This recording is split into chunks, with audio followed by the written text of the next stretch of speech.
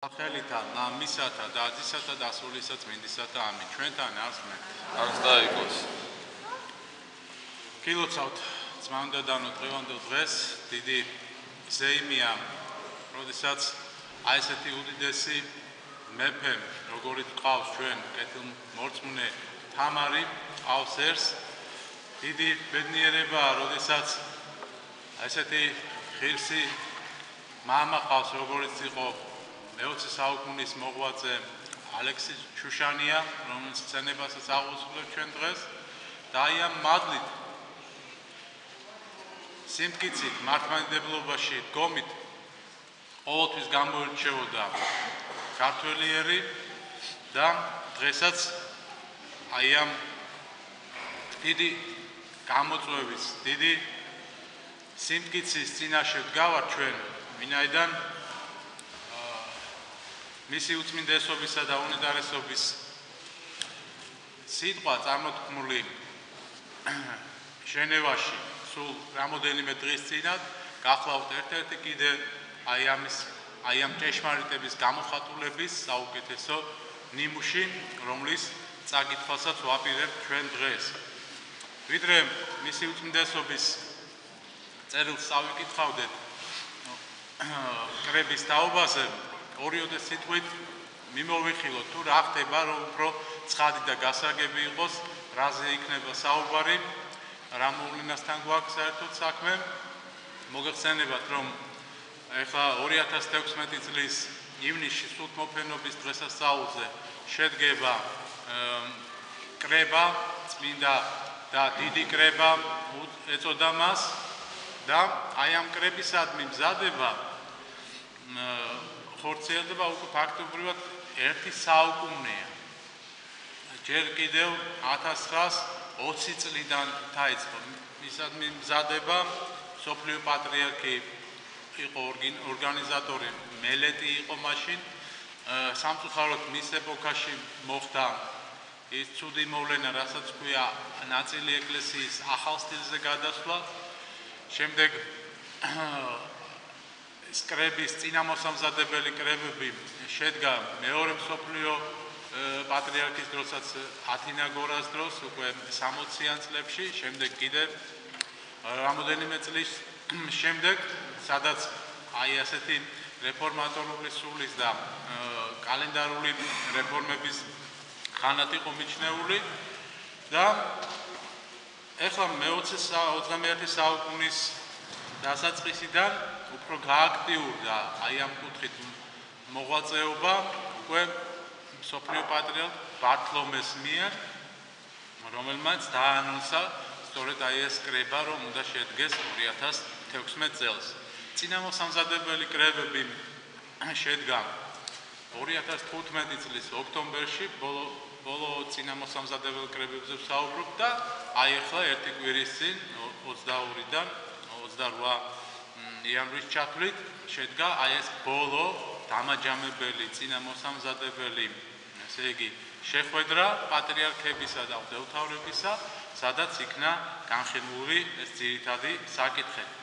საკითხები თავიდან იყო 10, ეხებოდა ავტონომიის, ავტოკეფალიის, დიპტიხის საკითხებს, კალენდრის საკითხი, იყო ასევე მარხვის საკითხი, შერეული ქორწინებების და მართლმადიდებელი ეკლესიის მისია თანამედროვე სამყაროში, მისი დამოკიდებულება სხვადასხვა კონფესიებთან და ასე შემდეგ და ასე შემდეგ. აი ამის, ესე იგი, კრებაზე, ესე იგი, რომელიც სულ ახლა შედგა, მისი უწმინდესობის წერილია, რომელიც სრულიად საქართველოს, ესე იგი, სახელით, საქართველოს ეკლესიის სახელით გაიჟღერა აი ამ კრებაზე. წავიკითხავ და თან პერიოდულად გავჩერდები და აი პატარა კომენტარებს გავაკეთებ, რათა უფრო ცხადი და გასაგები იყოს თუ რა მოვლენასთან გვაქვს ჩვენ საქმე. თქვენო უწმინდესობაო, ყოვლად უწმინდესობა მსოფლიო პატრიარქო ბართლომე, მართლმადიდებელ ეკლესიათა უწმინდესო და უნეტარესო მწყემსთავარნო, მეუფენო, მამანო და ძმანო, გულითა და მოგესალმებით საქართველოს ეკლესიის და პირადად ჩემი სახელით. თითქმის 2 წელი გავიდა მას შემდეგ, რაც კონსტანტინოპოლში შევიკრიბე და დავსახეთ ძირითადი მიმართულებები წმინდა და დიდი კრების ჩასატარებლად, მაშინ გადაწყდა მთავარი პრინციპიც ჩვენი მუშაობისა, რომ როგორც კრების წინარე შეხვედრები, ისე თვითკრება კონსენსუსის პრინციპით უნდა წარმართულიყო, რათა გულისხმობს ყველა მართლმადიდებელი ეკლესიის მონაწილეობას კრებაზე და ყველას თანხმობას ამა თუ იმ საკითხთან დაკავშირებით.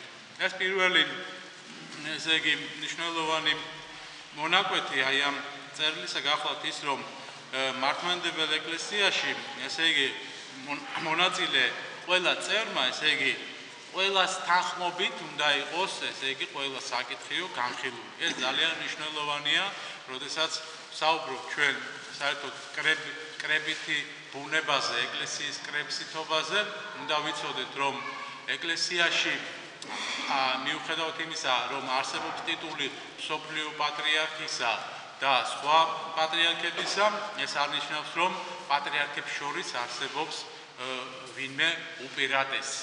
ესეთი რამ მოციქულთა ეპოქიდანაც არ ყოფილა, ეს ტიტულებია, რომლებიც, ესე იგი, დიპტიხის მიხედვით, ანუ თანმიმდევრული, ესე იგი, გამოცხადებით და არა რაღაც უპირატესობაზე იყოს საუბარი. ამიტომ აქ კრებაზე, როდესაც საუბრობ ჩვენ, ყოველთვის არის პირველი საკითხი ისმება ესე, რომ ეს კრება უნდა იყოს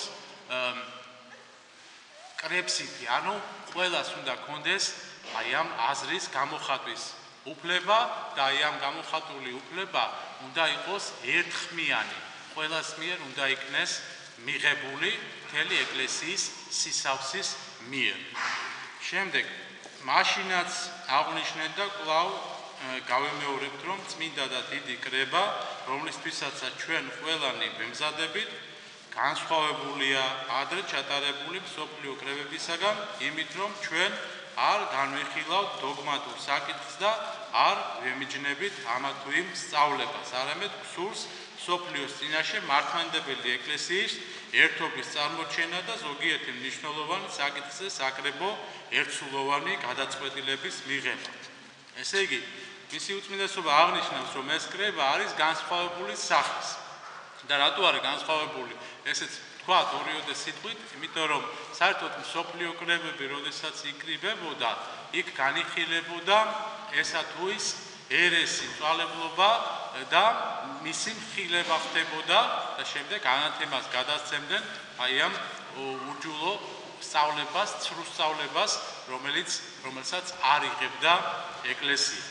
ამ შემთხვევაში ჩვენ არც ერთ დოგმატურ საკითხთან საქმე არ გვაქვს და მისი უწმინდესობა ამას ხაზს უსვამს, რომ ჩვენ არ ვემიჯნებით ამ შემთხვევაში არც ერთ ცრუ სწავლებას, ანუ ეს საკითხები უკვე მსოფლიო კრებებზე, აი ამ 7 მსოფლიო კრებაზე, უკვე ფაქტობრივად ყველა დოგმატური საკითხი არის განხილული და ეს კრება ეხება უბრალოდ აი ამ მართლმადიდებელი ეკლესიის ერთობის წარმოჩენისთვის არისო ფაქტობრივად შექმნილი. და რადგან კრების მთავარი მიზანი ჩვენი ერთობის გამოხატვაა, ბუნებრივია, რომ მხოლოდ ის თემები უნდა იქნას განხილული, რომელთა შესახებ ყველა ეკლესიამ დადებითი პოზიცია დააფიქსირა.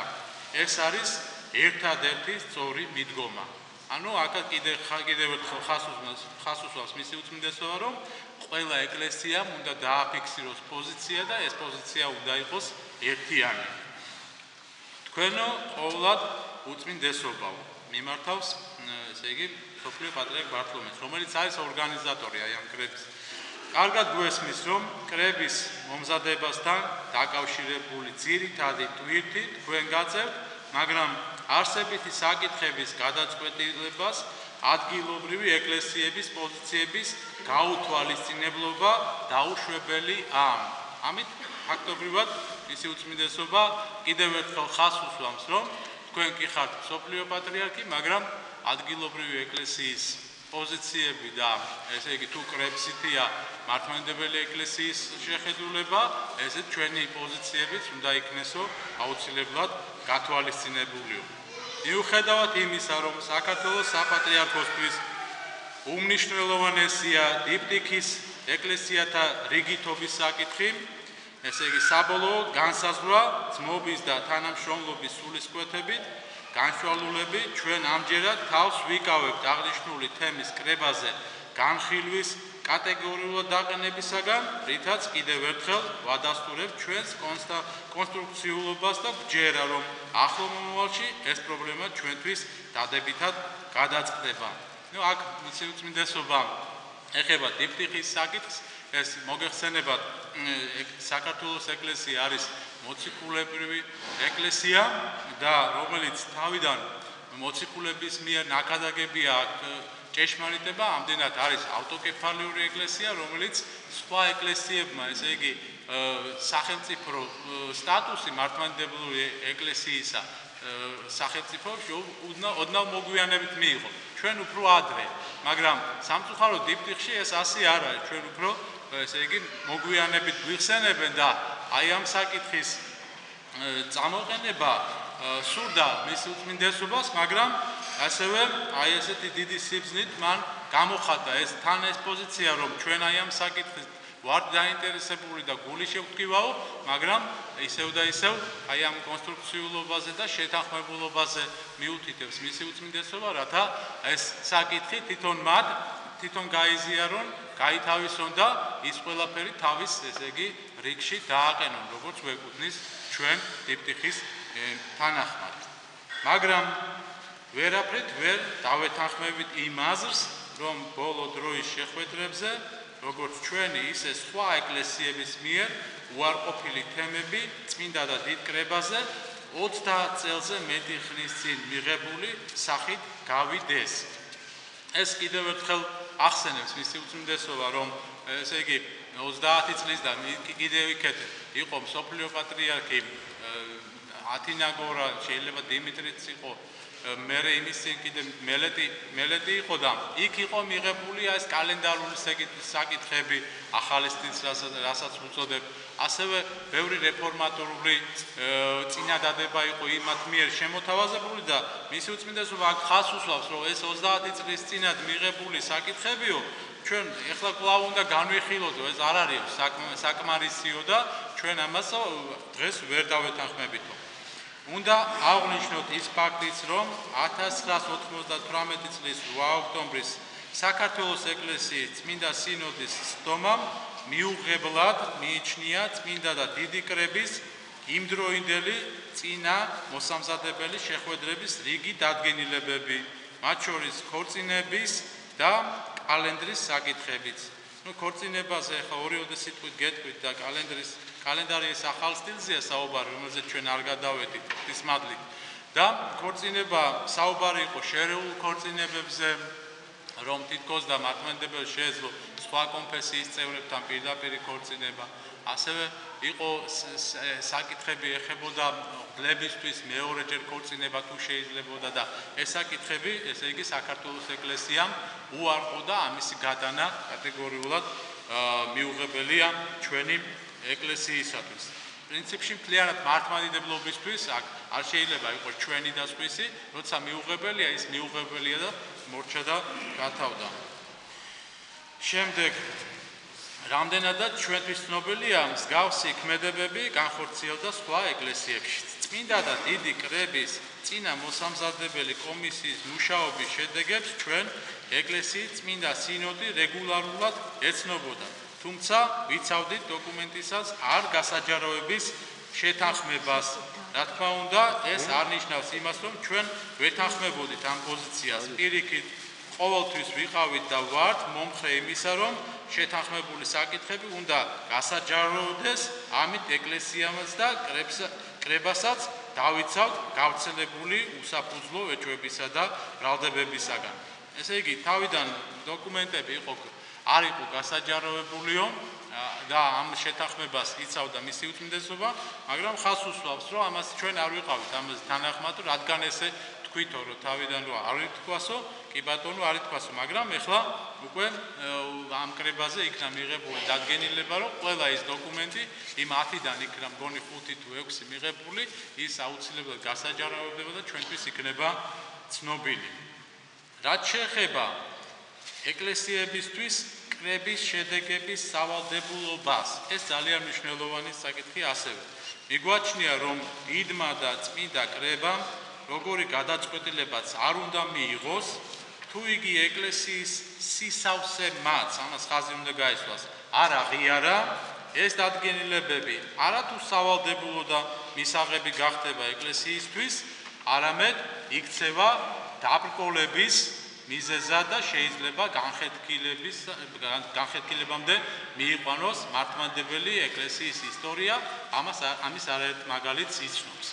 ესე იგი, აქ პირდაპირ მისი უწმინდესობა ამბობს ძალიან მნიშვნელოვან საკითხს, რომ კრებსიტობა რას ნიშნავს, ესე იგი, სოფლიო კრების გადაწყვეტილება როდის არის ჭეშმარიტი და როდის არის მისაღები.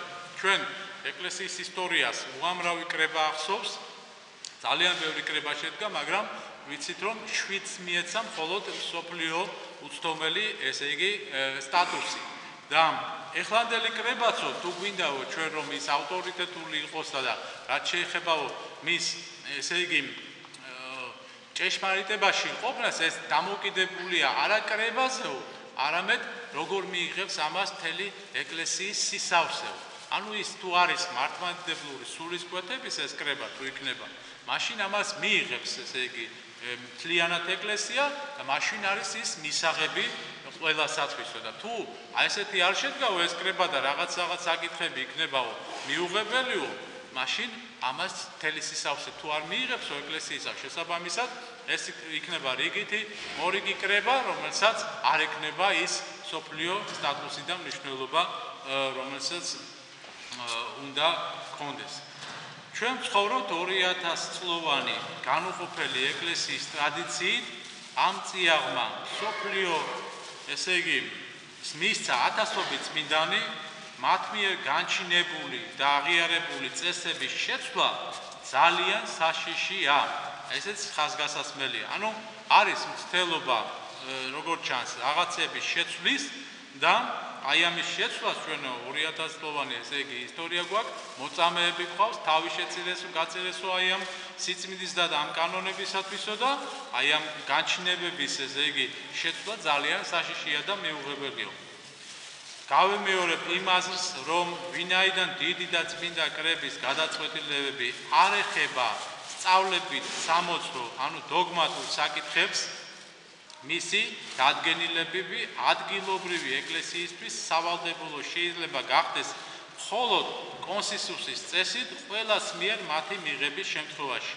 ესე იგი, შეიძლება ჩვენ კი მივიღოთ აქ სოფლიო, ესე იგი, წმინდა და დიდ კრებაზეო გადაწყვეტილებებიო, მაგრამ შემდეგ მისი უწმინდესობა ხაზს იმასაც უსვამს, რომ ადგილობრივი ეკლესიებისთვისო, ესე იგი, სავალდებულო შეიძლება გახდეს მხოლოდ კონსენსუსის წესით მიღების დროს. ანუ, როდესაც უკვე თვითონ ჩვენთანაც სინოდი შეიკრიბება, აქაც მღვდელმთავრები ისაუბრებენ ამ საკითხებზე, თუ ის საკითხები, რომელიც იქ განიხილება, არის კი მისაღები ჩვენთვისაც. ასე რომ, აი ეს ისე არ ხდება, რომ იქ მისაღებია და აქ მიუღებელია. აქაც უნდა იყოს მისაღები ყველასათვის, ყველა, ესე იგი, სინოდის წევრისთვის და ყველა ეპისკოპოსი გამოხატავს თავისი ეპარქიის პოზიციას, თქმა უნდა და თავისი ეპარქიის მრევლის სამღვდელოების სულისკვეთებას. ასე რომ აი ასეთი სისტემა, ასე რომ ვთქვათ, ეკლესიაში, აქ ყველას აქვს მის უფლება. სოფლიო კრებაზე არა მარტო მღვდელმთავრები იყვნენ, უნდა იცოდეთ, რომ სასულიერო პირებიც ერისკაცებსაც ჰქონდათ დასწრების უფლება და ხმის ამოღების უფლებაც და დიდ სისხლასაც ამბობდნენ ხოლმე. იქ უწმინდესნო და უნეტარესნო წყემს თავარნო, ყოვლად უსამდელოესნო მეუფენო და მართლმადიდებელი ეკლესიების წარმომადგენელნო, საქართველოს ეკლესიის მხრიდან 2 წერილი დაგეგზავნათ ჩემი და მიტროპოლიტი გერასიმეს სახელით, სადაც დაფიქსირებული იყო ის აზრები, რომელიც აგრეთვე წარმოადგენს საქართველოს სამოციქულო ავტოკეფალური მართლმადიდებელი ეკლესიის წმინდა სინოდის პოზიციას. საქართველოს ეკლესიის წმინდა სინოდის როგორც ადრე ჩატარებულის, ისე ბოლონდროინდელი გადაწყვეტილებებიდან გამომდინარე, კვლავ ვაცხადებთ, რომ სამი თემის ერთიანი კალენდრის შესახებ, ქორწინების დამაბრკოლებელი გარემოებების და მართლმადიდებელი ეკლესიის მისია თანამედროვე მსოფლიოში წარმოდგენილი სახით წმინდა და დიდ კრებაზე გატანა მიუღებლად მიგვაჩნია. ესე იგი სამი საკითხი ასე ვთქვათ დაიბლოკა. მაგრამ თუ იქნება მოთხოვნა იმისა, რომ აღნიშნული საკითხები კრების დღის წესრიგში აუცილებლად უნდა შევიდეს, მაშინ წმინდა და დიდი კრება უნდა გადაიდოს, ვიდრე მათთან დაკავშირებით საერთო შეთანხმება არ მიიღწევა. შევნიშნავთ იმასაც, რომ წმინდა და დიდ კრებაზე არ შეიძლება უკვე შეჯერებული თემების გარდა, რომელიმე სხვა საკითხის შემოთავაზება განსახილველად. ესე იგი, რაც უკვე განვიხილეთო და ეს იყო ბოლო დამაჯამებელი შეხვედრა, ესე იგი, ეხლა კრება როდის შედგება, ახალი საკითხის იქ წამოწევა უკვე აღარ შეიძლება და თავიდან განსახილველი თუ არისო, ამას ჩვენ უკვე ვერ განვიხილავთო, ამაზეა საუბარი. ეს პრინციპულად მიუღებელია, ამბობს მისი უწმინდესობა. წმინდა და დიდ კრებას უნდა ესწრებოდნენ მართლმადიდებელი სამღვდელოების, ბერმონაზნობის, ღვთისმეტყველების წარმომადგენლები, რაც იყო მსოფლიო კრებების ტრადიცია. აი კიდე ხას უსვავს იმაზე, რაც ვთქვით. ბოლოს აღნიშნავთ იმასაც, რომ შამბეზის ამჟამინდელი გადაწყვეტილებებიც გატანილი იქნება საქართველოს ეკლესიის წმინდა სინოდის სხდომაზე. ანუ აქ რო გადაწყდა, ეხლა იქაც გადავწყვიტავ და მივიღეთ, თუ არის მისაღებიო ის 6 საკითხი, როგორც ჩანს, იმაზე აქაც იქნება მსჯელობა. იქ კი მიიღეს შეთანხმება, მაგრამ ეხლა აქაც მივიღოთ და ეს არის კრებსითი ბუნება ეკლესიისა. თუ იქნება მისაღები მთელი ეკლესიის ისავთით, აქ გაჯაროვდება ეს საკითხები, როგორც ჩანს, ჩვენც გავეცნობით ამას, წავალთ საუბრები, დებატები, დრო არის ივნისამდე, არის მისაღები თუ არ არის, დაფიქსირდება ყოველ შემთხვევაში მართლმადიდებელი ეკლესიის, საქართველოს ადგილობრივი ეკლესიის პოზიცია. განვლია დიდი გზა, გაწეულია დიდი შრომა, მაგრამ როგორც კრების წინა შეხვედრებმა აჩვენა, ერთსულოვნების მისაღწევად კვლავაც მოგვიწევს მუშაკობა. ჩვენ ყველანი აქ შევიკრიბეთ, რათა მოწმობდა ჭეშმარიტი და იყოს ეს შეხვედრა და წმინდა დიდი კრებაც გაცხადება ყოლა წმინდა სამების ნებისა და ჩვენზეც აღსრულდეს მოციქულის სიტყვები. გიხაროდეთ ძმანო, გამტკიცდით, ნუგეშინის ცემულიყვენ და ერთსულოვანი მშვიდობა გაქონდეს და ღმერთის სიყვარულისა და მშვიდობისა იყოს თქვენთანა. ეს არის, ესე იგი, ისი უწმინდესობის სიტყვა. მე მგონი ძალიან ძლიერი სიტყვა იყო, ძალიან მნიშვნელოვანი, თუ ეს კრება არის ისტორიული მოვლენა, ნამდვილად ისტორიულ წერილთან გვაქვს საქმე, რომელსაც ჩვენ ყოველთვის დავიდებთ იმათთვის გასახსენებლად, ვინც შეეცდება რაიმე ცვლილების შეტანას ეკლესიის საკითხებში, ჩვენ შეგვიძლია პირდაპირ წავუკითხოთ, რომ იმის მიღება, რაც მსოფლიო ეკლესიას მთელი თავისი სისავსით, ანუ მართლმადიდებელ ეკლესიას თავისი კანონებით არ აქვს მიღებული და გათავისებული, იმის მიღებას ჩვენ კატეგორიულად შევეწინააღმდეგებით და არასდროს მივიღებთ. ღმერთმა დაგვეცოთ მისი უწმინდესობა გაგვიძლიეროს აი ესეთი მისი სულიერი შემართებით მართკვეთელობით და ღმერთმა დიდხანს გვიყოფოს მისი თავი და მისი ლოცვა გურთხევა ყველა ჩვენთაგან ჩვენ ოჯახებზე და სრულიად საქართველოს და სრულიად მართლმადიდებელ სამყაროს ამინ.